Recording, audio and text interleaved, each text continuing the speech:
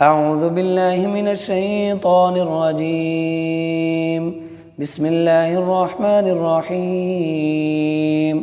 وما من دابة في الأرض إلا على الله رزقها ويعلم مستقرها ومستودعها كل في كتاب مبين. وهو الذي خلق السماوات والأرض في 6 أيام وكان عرشه على الماء ليبلوكم أيكم أحسن عملا. ولئن قلت إنكم مبعوثون من بعد الموت ليقولن الذين كفروا إن هذا إلا سحر مبين. ولئن أخرنا عنهم العذاب إلى أمة معدودة ليقولن ما يحبسه ألا يوم يأتيهم ليس مصروفا عنهم وحاك بهم ما كانوا به يستهزئون. ولئن أذقنا الإنسان منا رحمة ثم نزعناها منه إنه ليئوس كفور. ولئن أذقناه نعماء بعد ضراء مسته ليقولن ذهب السيئات عني إنه لفرح فخور. إلا الذين صبروا وعملوا الصالحات أولئك لهم مغفرة وأجر كبير. فلعلك تارك بعد ما يوحى إليك وضائق به صدرك أن يقولوا لولا أنزل عليه كنز أو جاء معه ملك إنما أنت نذير والله على كل شيء وكيل. أم يقولون افترى قل فأتوا بعشر سور مثله مفتريات وادعوا من استطعتم من دون الله إن كنتم صادقين. فإن لم يستجيبوا لكم فاعلموا أنما أنزل بعلم الله وأن لا إله إلا هو فهل أنتم مسلمون. من كان يريد الحياة الدنيا وزينتها نوفي إليهم أعمالهم فيها وهم فيها لا يبخسون. أولئك الذين ليس لهم في الآخرة إلا النار وحبط ما صنعوا فيها وباطل ما كانوا يعملون. أفمن كان على بينة من ربه ويتلوه شاهد منه ومن قبله كتاب موسى إماما ورحمة أولئك يؤمنون به ومن يكفر به من الأحزاب فالنار موعده فلا تك في مرية منه إنه الحق من ربك ولكن أكثر الناس لا يؤمنون. ومن أظلم ممن افترى على الله كذبا أولئك يعرضون على ربهم ويقول الأشهاد هؤلاء الذين كذبوا على ربهم ألا لعنة الله على الظالمين الذين يصدون عن سبيل الله ويبغونها عوجا وهم بالآخرة هم كافرون. أولئك لم يكونوا معجزين في الأرض وما كان لهم من دون الله من أولياء يضاعف لهم العذاب ما كانوا يستطيعون السمع وما كانوا يبصرون.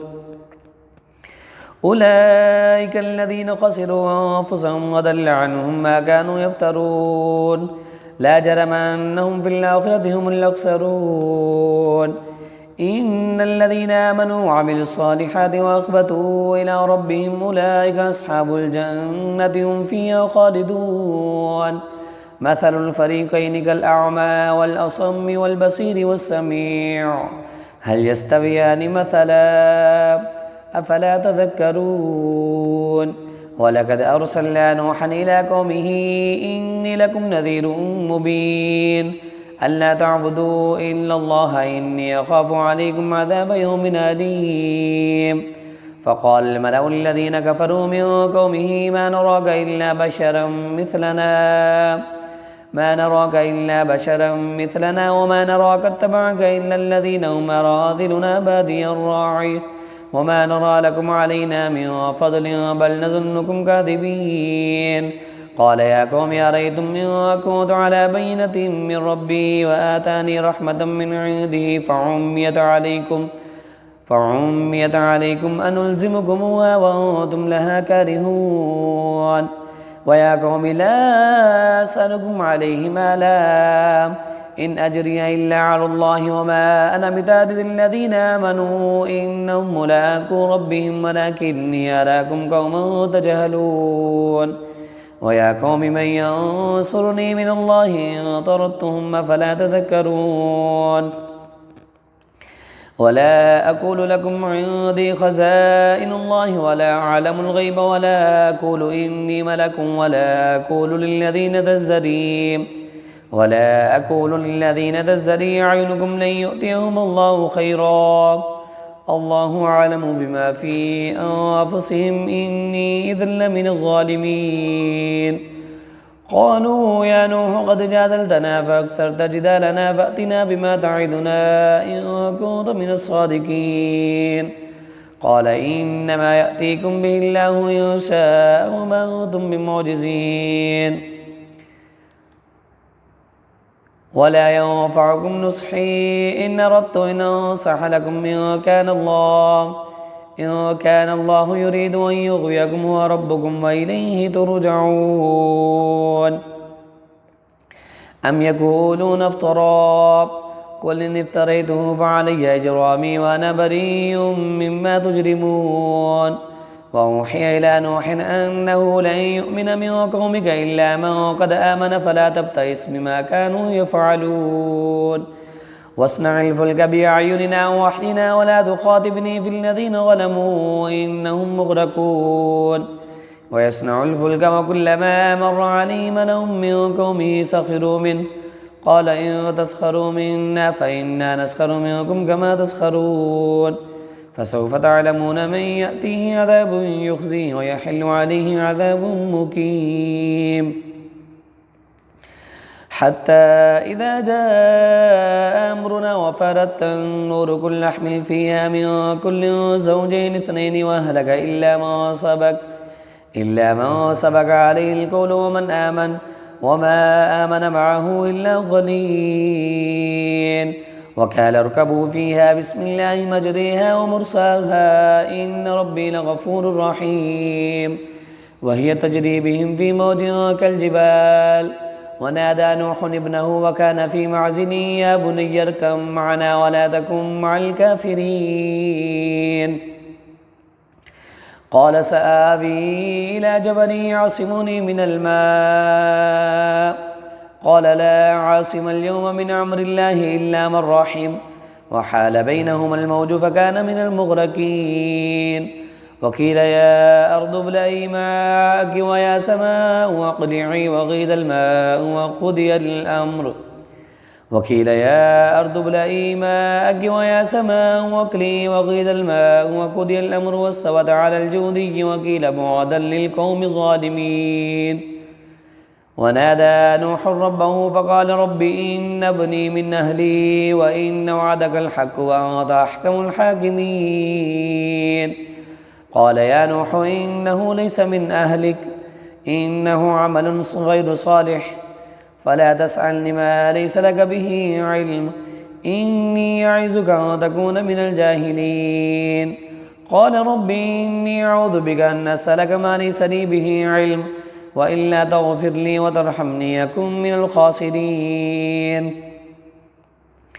قيل يا نوح اهبط بسلام منا وبركات عليك وعلى ممن معك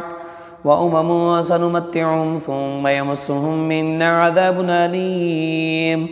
تلك من أنباء الغيب نوحيها إليك ما كنت تعلمها أنت ولا قومك من قبل هذا فاصبر إن العاقبة للمتقين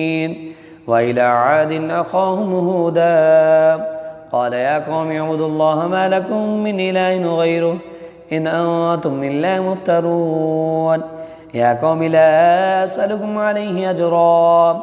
إن أجري إلا على الذي فطرني فلا تعقلون ويا قوم استغفروا ربكم ثم توبوا إليه يرسل السماء عليكم مدرارا ويزدكم قوة إلى قوتكم ولا تتولوا مجرمين قالوا يا هود ما جئتنا ببينة وما نحن بتاركي آلهتنا عن قولك قالوا يا هود ما جئتنا ببينة وما نحن بتاركي آلهتنا عن قولك وما نحن لك بمؤمنين إن نقول إلا اعتراك بعض آلهتنا بسوء قال إني أشهد الله واشهدوا أني بريء مما تشركون من دونه فكيدوني جميعا ثم لا تنظرون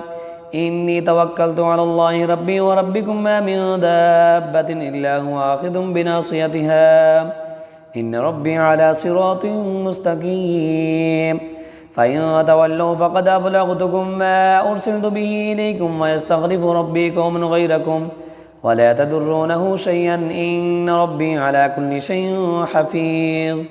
ولما جاء أمرنا نجينا هودا والذين آمنوا معه برحمة منا ونجيناهم من عذاب غليظ وتلك عاد جحدوا بآيات ربهم وعصوا رسله واتبعوا أمر كل جبار عنيد وأتبعوا في هذه الدنيا لعنة ويوم القيامة على إن عادا كفروا ربهم ألا بعدا لعاد قوم هود وإلى ثمود أخاهم صالحا قال يا قوم اعبدوا الله ما لكم من إله غيره هو أنشأكم من الأرض واستعمركم فيها فاستغفروه ثم توبوا إليه إن ربي قريب مجيب قالوا يا صالح قد كنت فينا مرجوا قبل هذا تنهانا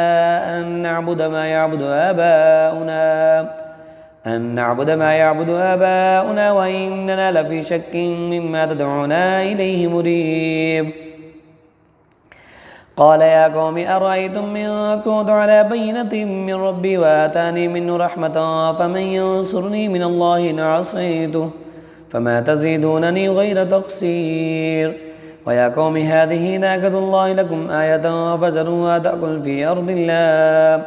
فذروها تأكل في أرض الله ولا تمسوها بسوء فيأخذكم عذاب كريم فعقروها فقال تمتعوا في داركم 3 أيام ذلك وعد غير مكذوب فلما جاء أمرنا نجينا صالحا والذين آمنوا معه برحمة منا ومن خزي يومئذ إن ربك هو الكفي العزيز وأخذ الذين ظلموا الصيحة فأصبحوا في ديارهم جاثمين كأن لم يغنوا فيها ألا إن ثمود كفروا ربهم على بعدا لثمود ولقد جاءت رسلنا إبراهيم بالبشرى قالوا سلاما قال سلام فما لبث أن جاء بعجل حنيذ فلما رأى أيديهم لا تصل إليه نكرهم وأوجس منهم خيفة قالوا لا تخف إنا أرسلنا إلى قوم لوط وامرأته قائمة فضحكت فبشرناها بإسحاق ومن وراء إسحاق يعقوب قالت يا ويلتى آلد وأنا عجوز وهذا بعلي شيخا إن هذا لشيء عجيب قالوا وتعجبين من أمر الله رحمة الله وبركاته عليكم أهل البيت إنه حميد مجيد فلما ذهب عن إبراهيم الروع وجاءته البشرى يجادلون في قوم لوط إن إبراهيم لحليم أواه منيب يا إبراهيم عارضا هذا إنه قد جاء أمر ربك وإنهم آتيهم عذاب غير مردود ولما جاءت رسلنا لوطا سيء بهم وضاق بهم زرعا وكان هذا يوم عصيب وجاءه قومه يهرعون إليه ومن قبل كانوا يعملون السيئات قال يا قوم هؤلاء بناتي هن أطهر لكم فاتقوا الله ولا تخزوني في ضيفي أليس منكم رجل رشيد قالوا لقد علمت ما لنا في بناتك من حق وإنك لتعلم ما نريد قال لو أن لي بكم قوة أو آوي إلى ركن شديد قالوا يا لوط إن رسل ربك لن يصلوا إليك فأسر بأهلك بقطع من الليل ولا يلتفت منكم أحد إلا امرأتك إنه مصيبها ما أصابهم إن موعدهم الصبح أليس الصبح بقريب فلما جاء أمرنا جعلنا عاليها سافلها وأمطرنا عليهم حجارة من سجيل منضود مسومة عند ربك وما هي من الظالمين ببعيد وإلى مدين أخاهم شعيبا قال يا قوم اعبدوا الله ما لكم من إله غيره ولا تنقصوا المكيال والميزان إني أراكم بخير وإني أخاف عليكم عذاب يوم محيط ويا قوم أوفوا المكيال والميزان بالقسط ولا تبخسوا الناس أشياءهم ولا تعثوا في الأرض مفسدين بقية الله خير لكم إن كنتم مؤمنين وما أنا عليكم بحفيظ قالوا يا شعيب وصلاتك تأمرك أن نترك ما يعبد آباؤنا أو أن نفعل في أموالنا ما نشاء إنك لأنت الحليم الرشيد قال يا قوم أرأيتم إن كنت على بينة من ربي ورزقني منه رزقا حسنا وما أريد أن أخالفكم إلى ما أنهاكم عنه إن أريد إلا الإصلاح ما استطعت وما توفيقي إلا بالله عليه توكلت وإليه أنيب ويا قوم لا يجرمنكم شقاقي أن يصيبكم مثل ما أصاب قوم نوح أو قوم هود أو قوم صالح وما قوم لوط منكم ببعيد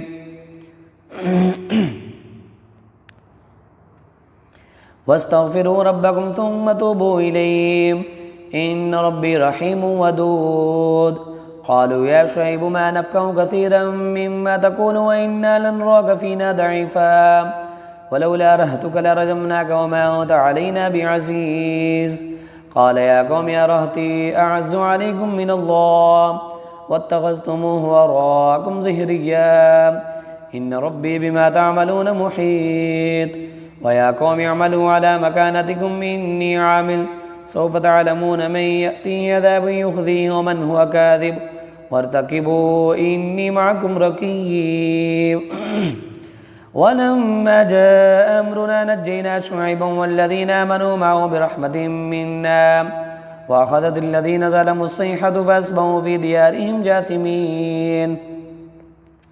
كأن لم يغنوا فيها ألا بعدا لمدين كما بعدت ثمود ولقد أرسلنا موسى بآياتنا وسلطان مبين إلى فرعون وملئه فاتبعوا أمر فرعون وما أمر فرعون برشيد يقدم قومه يوم القيامة فأوردهم النار وبئس الورد المورود وأتبعوا في هذه لعنة ويوم القيامة بئس الرفد المرفود ذلك من أنباء القرى نقصه عليك منها قائم وحسيد وما ظلمناهم ولكن ظلموا أنفسهم فما أغنت عنهم آلهتهم التي يدعون من دون الله من شيء لما جاء أمر ربك وما زادوهم غير تتبيب وكذلك أخذ ربك إذا أخذ القرى وهي ظالمة إن أخذه عليم شديد إن في ذلك لآية لمن خاف عذاب الآخرة ذلك يوم مجموع له الناس وذلك يوم مشهود وما نؤخره إلا لأجل معدود يوم يأتي لا تكلم نفس إلا بإذنه فمنهم شقي وسعيد فأما الذين شكوا ففي النار لهم فيها زفير وشهيق خالدين فيها ما دامت السماوات والأرض إلا ما شاء ربك إن ربك فعال لما يريد وأما الذين سعدوا ففي الجنة خالدين فيها ما دامت السماوات والأرض إلا ما شاء ربك عطاء غير مجزوذ فلا تك في مرية مما يعبد هؤلاء ما يعبدون إلا كما يعبد آباؤهم من قبل وإنا لموفهم نصيبهم غير منقوص ولقد آتينا موسى الكتاب فاختلف فيه ولولا كلمة سبقت من ربك لقضي بينهم وإنهم لفي شك منه مريب وإن كلا لما ليوفينهم ربك أعمالهم إنه بما يعملون خبير فاستقم كما أمرت ومن تاب معك ولا تطغوا إنه بما تعملون بصير ولا تركنوا إلى الذين ظلموا فتمسكم النار وما لكم من دون الله من أولياء ثم لا تنصرون وأقم الصلاة طرفي النهار وزلفا من الليل إن الحسنات يذهبن السيئات ذلك ذكرى للذاكرين واصبر فإن الله لا يضيع أجر المحسنين فلولا كان من القرون من قبلكم أولو بقية ينهون عن الفساد في الأرض إلا قليلا ممن أنجينا منهم واتبع الذين ظلموا ما أترفوا فيه وكانوا مجرمين وما كان ربك ليهلك القرى بظلم وأهلها مصلحون ولو شاء ربك لجعل الناس أمة واحدة ولا يزالون مختلفين إلا من رحم ربك ولذلك خلقهم وتمت كلمة ربك لأملأن جهنم من الجنة والناس أجمعين وكلا نقص عليك من أنباء الرسل ما نثبت به فؤادك وجاءك في هذه الحق وموعظة وذكرى للمؤمنين وكل الذين لا يؤمنون اعملوا على مكانتكم إنا عاملون وانتظروا إنا منتظرون ولله غيب السماوات والأرض وإليه يرجع الأمر كله فاعبده وتوكل عليه وما ربك بغافل عما تعملون ألف لام را تلك آيات الكتاب المبين إنا أنزلناه قرآنا عربيا لعلكم تأكلون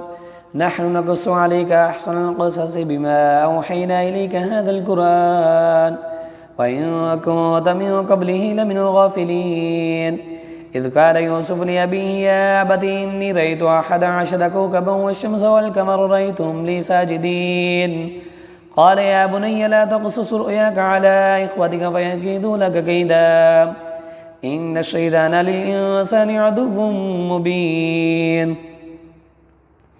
وكذلك يجتبيك ربك يعلمك من تأويل الأحاديث ويتم نعمته عليك وعلى آل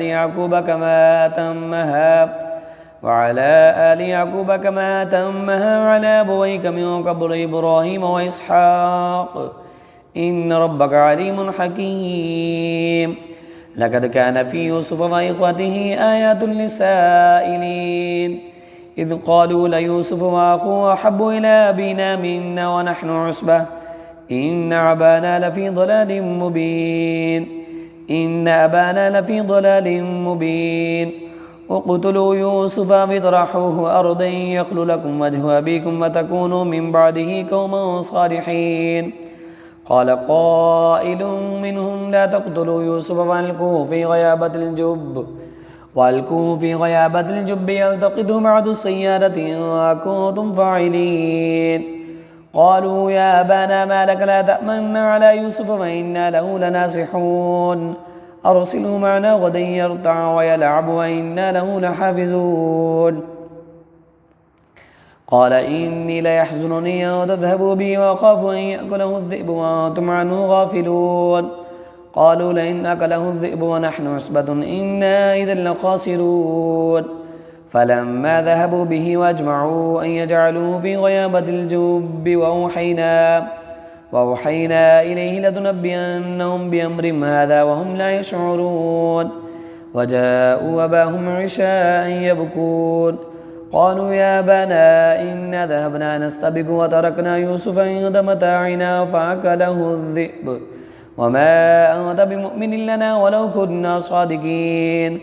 وجاءوا على قميصه بدم كذب قال بل سولت لكم أنفسكم أمرا فصبر جميل والله المستعان على ما تصفون وجاءت سيارة فأرسلوا واردهم فأدلى دلوه قال يا بشرى هذا غلام وأسروه بضاعة والله عليم بما يعملون وشروه بثمن بخس دراهم معدودة وكانوا فيه من الزاهدين. وقال الذي اشتراه من مصر لامرأته أكرمي مثواه عسى أن ينفعنا أو نتخذه ولدا وكذلك مكنا ليوسف في الأرض ولنعلمه من تأويل الأحاديث والله غالب على أمره ولكن أكثر الناس لا يعلمون. ولما بلغ أشده آتيناه حكما وعلما وكذلك نجزي المحسنين. وراودته التي هو في بيتها عن نفسه وغلقت الأبواب وكانت هيت لك قال معاذ الله إنه ربي أحسن مثواي إنه لا يفلح الظالمون. ولقد همت به وهم بها لولا أن رأى برهان ربه كذلك لنصرف عنه السوء والفحشاء إنه من عبادنا المخلصين. واستبق الباب وقدت قميصه من دبر وألف يا سيدها لدى الباب قالت ما جزاء من أراد بأهلك سوءا إلا أن يسجن أو عذاب أليم. قال هي راودتني عن نفسي وشهد شاهد من أهلها إن كان قميصه قد من قبل فصدقت وهو من الكاذبين وإن كان قميصه قد من دبر فكذبت وهو من الصادقين. فلما رأى قميصه قد من دبر قال إنه من كيدكن إن كيدكن عظيم. يوسف عارض عن هذا واستغفري لذنبك إنك كنت من الخاطئين. وقال نسوة في المدينة امرأة العزيز تراود فتاها عن نفسه قد شغفها حبا إنا لنراها في ضلال مبين. فلما سمعت بمكرهن أرسلت إليهن وأعتدت لهن متكئا وآتت كل واحدة منهن سكينا وقالت اخرج عليهن. فلما رأينه أكبرنه وقطعن أيديهن وقلن حاش لله ما هذا بشرا إن هذا إلا ملك كريم. قالت فذلكن الذي لمتنني فيه ولقد راودته عن نفسه فاستعصم ولئن لم يفعل ما آمره ليسجنن وليكون من الصاغرين. قال رب السجن أحب إلي مما يدعونني إليه وإلا تصرف عني كيدهن أصب إليهن وأكن من الجاهلين. فاستجاب له ربه فصرف عنه كيدهن إنه هو السميع العليم. ثم بدا لهم من بعد ما رأوا الآيات ليسجننه حتى حين. ودخل معه السجن فتيان قال أحدهما إني أراني أعصر خمرا وقال الآخر إني أراني أحمل فوق رأسي خبزا تأكل الطير منه نبئنا بتأويله إنا نراك من المحسنين. قال لا يأتيكما طعام ترزقانه إلا نبأتكما بتأويله قبل أن يأتيكما ذلكما مما علمني ربي إني تركت ملة قوم لا يؤمنون بالله وهم بالآخرة هم كافرون واتبعت ملة آبائي إبراهيم وإسحاق ويعقوب ما كان لنا أن نشرك بالله من شيء ذلك من فضل الله علينا وعلى الناس ولكن أكثر الناس لا يشكرون. يا صاحبي السجن أرباب متفرقون خير أم الله الواحد القهار ما تعبدون من دونه إلا أسماء سميتموها أنتم وآباؤكم ما أنزل الله بها من سلطان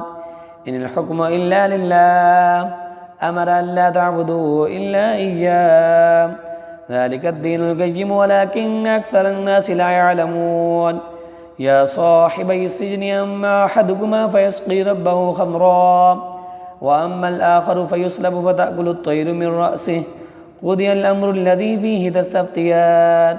وقال للذي ظن أنه ناج منهما اذكرني عند ربك فأنساه الشيطان ذكر ربه فلبث في السجن 9 سنين. وقال الملك إني أرى 7 بقرات سمان يأكلهن 7 عجاف و7 سنبلات خضر وأخر يابسات يا أيها الملأ وافتوني في رؤياي إن كنتم للرؤيا تعبرون قالوا أضغاث أحلام وما نحن بتأويل الأحلام بعالمين وقال الذي نجا منهما وادكر بعد أمة أنا أنبئكم بتأويله فارسلون يوسف أيها الصديق أفتنا في 7 بقرات سمان يأكلهن 7 عجاف و7 سنبلات خضر وأخر يابسات لعلي أرجع إلى الناس لعلهم يعلمون قال تزرعون 7 سنين دابا فما حسدتم فذروه في سنبله إلا قليلا مما تأكلون ثم يأتي من بعد ذلك 7 شداد يأكلن ما قدمتم لهن إلا قليلا مما تحسنون ثم يأتي من بعد ذلك عام فيه يغاث الناس وفيه يعصرون وقال الملك ائتوني به فلما جاءه الرسول قال ارجع إلى ربك فاسأله